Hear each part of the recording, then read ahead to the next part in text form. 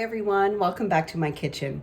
I hope everybody's having a great day today. Today I'll be sharing with you my mother-in-law's recipe for rice pudding. So this rice pudding will be baked and there's 2 steps to this rice pudding. So I'm going to share the first ingredients for the first steps with you guys, and then I'll let it cook for the 30 minutes and then I'll take it back out and I'll share the second step with you guys. So I'm going to tilt the camera down and I'll start the first step for these ingredients, okay? There we go. So the first thing that we're going to do is add in a cup of rice, and this is just the long grain rice. Some people use minute rice, but she always, I'm going to take this off. She always told me to, she always used this long grain rice, so that's what I'm going to do. And it's a really, really delicious recipe. Actually, I came home from work today. My husband said he would really enjoy some of the rice pudding. So I thought, you know what? I'm going to make that and share it with you guys. And then I'm going to add 4 cups of milk. So usually it's like 1 to 2%. This is 3%. It's all that they had at the grocery store when my husband and I went the other day. So I just picked this up. One more.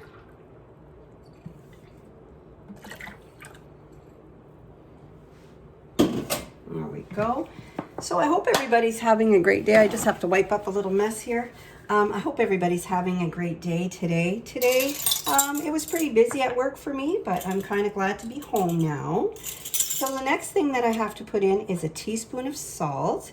I don't make this all the time, so I have to follow. I don't usually put the whole teaspoon in, guys. I usually put about half. And then a teaspoon of vanilla.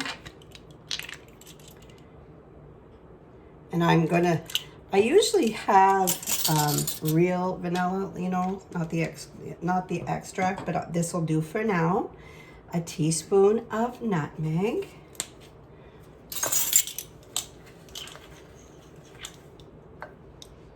And I don't put quite a teaspoon in. I find sometimes nutmeg can be a little bit, how do you say that? Maybe takes over a little bit, maybe leaves an aftertaste. I don't know if anybody else feels like that, but I do sometimes. So I'll just put that in. Then I'm going to add a half a teaspoon of cinnamon. And guys, my hands are washed. I wanted to say that too. I always forget. My husband says you have to say it. So I kind of forget to say it. But anyway, I did. So a half a teaspoon of cinnamon. And then I'm going to put in a tablespoon of butter. So this is my butter that I just made not long ago. So I'll just put that in. And there's a little bit extra, so I just pour it all in. So that is that. I'm going to need this for the next. So what we're going to do now, I've already greased my pan. So you have to make sure to grease your pan. Set your stove to 375. And once I incorporate everything in this together, I am going to, and it's going to have the consistency, guys, of being very liquidy whenever you put it into your pan. But it will all, I know you guys are probably saying, where's the raisins and everything else? But I'm going to explain something to you that she taught me. So let me just get this a little bit whisked in a little bit more. This has been, she's made this for us for such a very, very long time, and we love it. And I often wanted to go to my mom and my husband, my mother-in-law, and ask them for the family recipes to make really, you know, good recipes. They are such amazing cooks. Both of our moms are really good cooks. So that's good. That's good enough for now. So when you see me dumping it into my, and it's really good that you if you do have a container with a lid, to use that. If not, you know, good old foil works just as well, keeping it covered. So I'm just going to pour it in here. Just rinse it, get everything out of my bowl. There we go. I just give it another little whisk while it's in there. So this is what it looks like. And it's really thin. Like I said, it's really, really thin. So this is going into the oven for about 30 minutes. Then I'll take it out and I'm going to add step 2, but I'll be right back. Okay, guys? So now I'm going to do the step 2 to this rice pudding recipe. So my mother-in-law cooks her butterscotch, but I don't do it that way. That's just the little something that I do a little bit different than she does. I just take the butterscotch Jello instant pudding.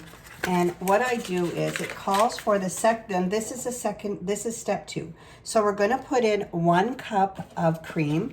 Now this can be like heavy cream or it can be half and half. You decide what you'd like to put in. I have the heavy whipping cream because I usually have this on hand for whenever I make my butter. So I just have that and it works out fine every time, guys. So 1 cup of heavy cream or whatever cream that you want to put in. And then I add the pudding in here and some other ingredients. So this is going to thicken up right away as soon as I start to whisk it. It's going to, just move some of this. It's going to thicken up right away. And then I'm going to add other ingredients to this. So this is all I do, nothing spectacular. So I whisk this in until it starts to get a little bit thick. And it happens like almost instantly. And it's already thick, as you can see. So that's good enough for now. The next thing I'm going to add is 1 cup of raisins. And the reason why I add the raisins now and not at the beginning is because this will stop the raisins from floating to the bottom.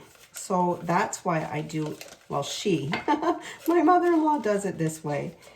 And now, and it just always works out really, really well this way for us. So there's a cup of raisins going in. The next thing that I'm going to add to this is going to be a 3/4 cup of white sugar. I don't put the complete amount in there. I usually put a little bit less than that just because my husband can't have a lot. So I put like maybe 2/3 and it still turns out really well. So adding to this is the sugar, and adding it to the second part after it's halfway cooked stops the clumping from happening. So that works. I may have to put a little bit more cream. It's really, there we go.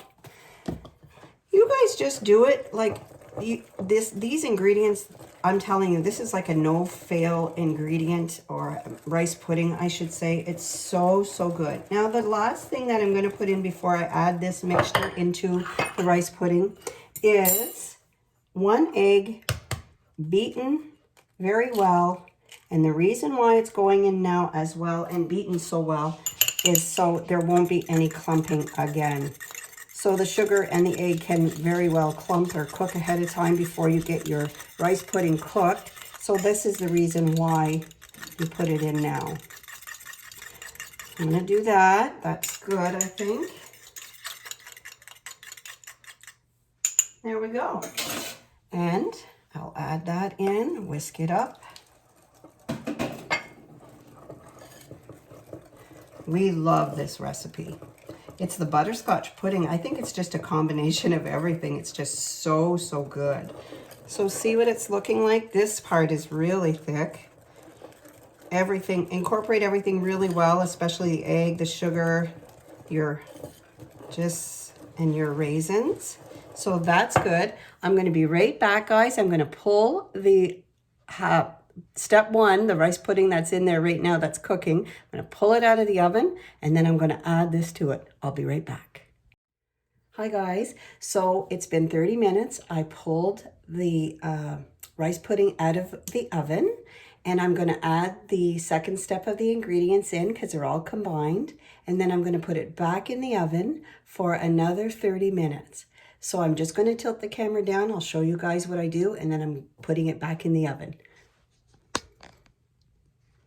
Here we go. So this is really, really hot. Of course, it's my cast iron pan. So this is what it looks like, guys. It's still a little loose, but not like it was, you know? So it's really coming together. So that's what it looks like. So now I'm going to add this, the second stage of the mixture, or step 2, I guess is what I call it. So I just add all of that in. My house smells delicious. So there's that. Oops. And then I'm just going to mix this together. This is so hot. You be careful whenever you're doing this part of it. So just mix this all together. Have some on the side here. Incorporate everything really, really well. And then it's going to go back in the oven for an additional 30 minutes. And when this comes out, oh my goodness, it is delicious. There we go. And I'll be back in just a bit. Hi guys, so everything is done. My house smells delicious. So I'm just going to tilt the camera down, show you the end result. I did put some in a bowl thinking that maybe it would cool off enough that I could give it a try, but it's just way too hot. So this is what it looks like, and don't mind the pan because it really cooks up like this, but doesn't stick to my pan. So this turned out fabulous. My house smells so good. So this is what it looks like, guys. Look at that. This is just so delicious. And it's going to thicken up more as it sits while it cools down. But it is so, so good. So that's it, guys. So it's really simple. I really hope that you guys will enjoy this recipe. You do not have to add the butterscotch pudding, but this is how we enjoy it here. I don't know if you guys have ever given it a try. It's a little on the sweeter side, but rice pudding is. Anyway, oh, and I wanted to say one more thing. About a couple minutes before you're ready to pull it out of the oven, you can sprinkle a little mixture of, some people put nutmeg in with this. So this is just cinnamon and sugar, just to add a little bit more flavor. You can put that in 5 minutes before it's done cooking. And then, and my mother-in-law puts nutmeg in her little mixture when she sprinkles it on, but I do not. So so that is it, guys. I really hope you enjoy this recipe, and I will see you guys soon. Bye, everybody. Bye.